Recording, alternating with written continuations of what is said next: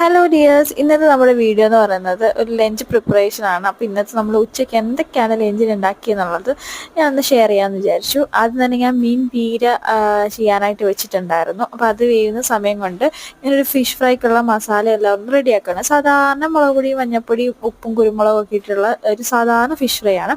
അപ്പോൾ അതൊന്ന് മാരിനേറ്റ് ചെയ്ത് കുറച്ച് നേരം വെച്ചതിന് ശേഷം ഞാൻ ഫിഷ് ഫ്രൈ ചെയ്യാനായിട്ട് ഇട്ടിട്ടുണ്ട്. അപ്പോഴത്തേക്കും നമ്മുടെ മീൻ പീര ഇവിടെ റെഡി ആയിട്ടുണ്ട്. മീൻ പീരയുടെ റെസിപ്പി ഞാൻ അടുത്തതായിട്ട് അപ്ലോഡ് ചെയ്യാം കേട്ടോ. അപ്പോൾ എല്ലാവരും ഒന്ന് കയറി കണ്ടു നോക്കണേ.